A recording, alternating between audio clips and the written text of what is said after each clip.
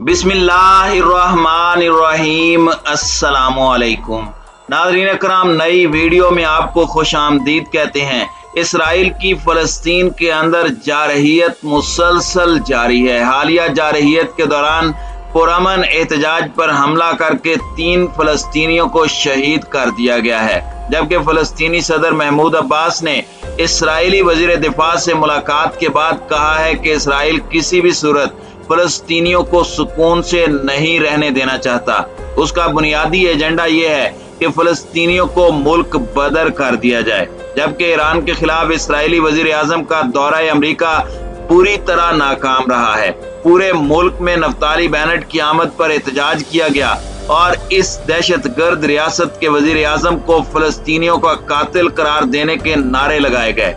Iran की जानिब से भी इसराइली वज़ीर आज़म के दौरे पर सख्त मौक़िफ़ सामने आया है, जिस पर हम आज की वीडियो में बात करेंगे। ताहम वीडियो की तफसील में जाने से पहले चैनल पर नए आने वाले दोस्तों से गुजारिश है कि हमारे चैनल को सब्सक्राइब कर लें, बेल आइकन पर क्लिक कर लें, ऑल नोटिफिकेशंस को ऑन कर लें ताकि हमारी नई आने वाली वीडियोस आपको बर वक्त मिल सकें। नाज़रीन कराम, फ़लस्तीन के सदर महमूद अब्बास ने कहा है कि मौजूदा इसराइली हुकूमत बैनुल अक़वामी सतह पर अमन के क़याम के लिए गैर संजीदा है।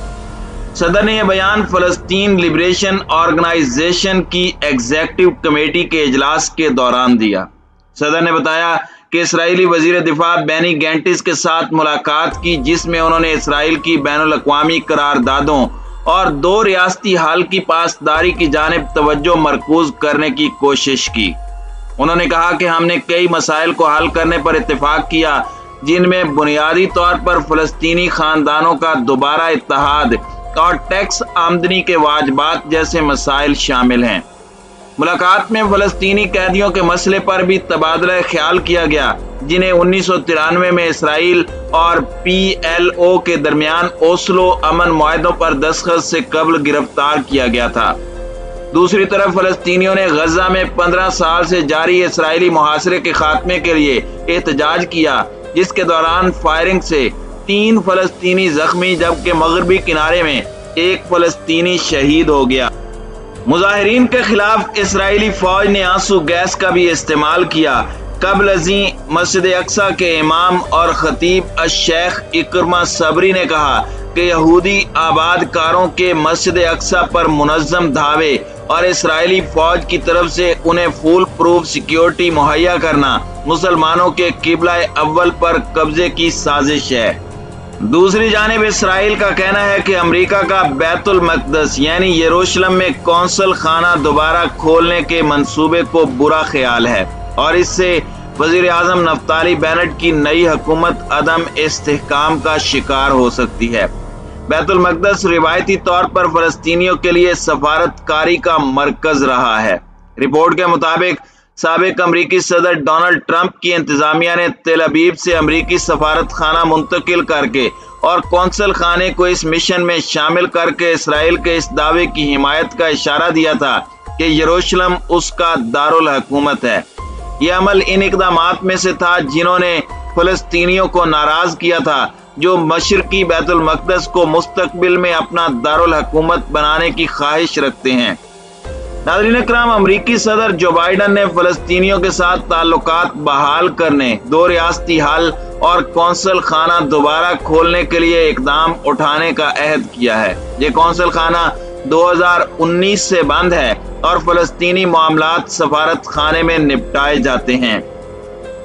इसराइली वज़ीर ख़ारजा याइर लैपर्ड ने न्यूज़ कॉन्फ्रेंस के दौरान कौंसल खाना दोबारा खोलने के सवाल के जवाब में कहा कि हम समझते हैं कि यह बुरा ख्याल है। बैतुल मक़दस सिर्फ और सिर्फ इसराइल का खुद मुख्तार दारुल हुकूमत है, इसलिए हम नहीं समझते कि यह अच्छा ख्याल है। उन्होंने कहा कि हम जानते हैं कि इस मामले के हवाले से बाइडन इंतजामिया मुख्तलिफ अंदाज से देखती है, लेकिन चूंकि ये इसराइल में हो रहा है, इसलिए हमें यकीन है कि वो हमारी बात को गौर से सुनेंगे। फ़लस्तीनी लिबरेशन तंजीम के सीनियर ओहदेदार वसल अबू यूसुफ का कहना था कि कौंसल खाना खोलने के हवाले से इसराइल का इनकार मुतवक्के था। उन्होंने कहा कि वो कशीदा हालात को बरकरार रखने के लिए हर सियासी हल को रोकने की कोशिश कर रहे हैं। अमरीकी सफारत खाने से मामले के हवाले से अब तक कोई बयान सामने नहीं आया।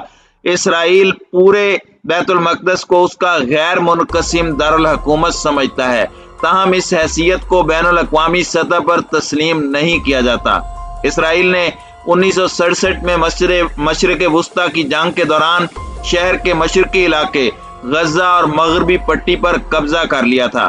कौम परस्त नफ्ताली बेनेट फ़लस्तीनियों को रियासत का दर्जा देने की मुखालिफत करते हैं। नाज़रीन इकराम, इस वक्त इसराइली वज़ीर आज़म अमरीका के दौरे पर हैं। वहाँ उन्होंने अमरीकी वज़ीर ख़ारजा को खुलकर कहा है कि ईरान के एटमी प्रोग्राम से मुतालिक जनेवा मुज़ाकरात को अमरीका इस तरह मनहज करे कि ईरान एटमी मुआहदे से कोई फ़ायदा न उठा सके। बावसूख ज़राए के मुताबिक इसराइली वज़ीर आज़म ने पहले मरहले में तो बाइकाट और अमरीका को उन मुज़ाकरात से बाहर रहने का मशवरा दिया, लेकिन अगर अमरीका की मजबूरी है तो इसराइल मुआहदे में तब्दीली और उसमें दीगर मौज़ूआत को इजाफा करने की तजवीज़ देता है। इसराइल ईरान के पुरअमन एटमी प्रोग्राम को अरसे से मुतनाज़े बनाता चला आ रहा है और साबिक सेहूनी वज़ीर आज़म नेतन्याहू भी मुख्तलिफ आलमी इदारों में झूठे और खुद साख्ता नक्शों और तस्वीर से आलमी इदारों को ईरान के खिलाफ उकसाने में मसरूफ थे। नाज़रीन इकराम, जनेवा में ईरान और 4+1 ममालिक के दरमियान मुज़ाकरात के 6 तवील दौर अंजाम पा चुके हैं, जिसमें अमरीका भी बिलवास्ता शरीक रहा है, लेकिन वो अभी तक बाकायदा तौर पर मुआहदे में वापस नहीं आया। इसराइली वज़ीर आज़म अपने दौरे अमरीका में इस अमरीकी हुक्काम को मुआहदे में वापस आने से रोकने की पूरी कोशिश कर रहे हैं, लेकिन अभी तक उन्हें कामयाबी नहीं मिली। नाज़रीन इकराम, यहूदी वज़ीर आज़म ऐसे आलम में अमरीका का दौरा कर रहे हैं कि अमरीका को अफगानिस्तान में हंगामी फौजी इनखला की वजह से सख्त हज़ीमत का सामना करना पड़ा है। सेहूनी हुकूमत को दी जाने वाली अमरीकी हिमायत किसी से ढकी छुपी नहीं, लेकिन अफगानिस्तान में अमरीकी इत्तहादियों को जिस सूरत हाल का सामना है, उसने अमरीकी इदारों समेत तमाम इत्तहादियों के मोराल को सिफर तक पहुंचा दिया है। सेहूनी वज़ीर आज़म को गजा की ताज़ा सूरत हाल के तनाजुर में भी आलमी बिरादरी के दबाव का सामना है। यही वजह है कि सेहूनी रियासत के खिलाफ आलमी नफरत में इजाफा हो रहा है। इसी तनाजुर में सेहूनी वज़ीर आज़म के दौरे अमरीका के मौके पर व्हाइट हाउस के सामने एहतजाजी मुजाहरा हुआ। अल कुदुसुल अरबी की रिपोर्ट के मुताबिक सेहूनी वज़ीर आज़म नफ्ताली बेनेट के दौरे अमरीका के मौके पर उनके खिलाफ मुजाहरा हुआ है। मुजाहिरीन ने जुमेरात को व्हाइट हाउस के सामने जमा होकर सेहूनी वज़ीर आज़म के खिलाफ नारे लगाए। मुजाहिरीन का कहना था कि बाइडन एक अपरथाइड और मुतअस्सिब और नस्ल परस्त हुकूमत की खुलकर हिमायत कर रहे हैं।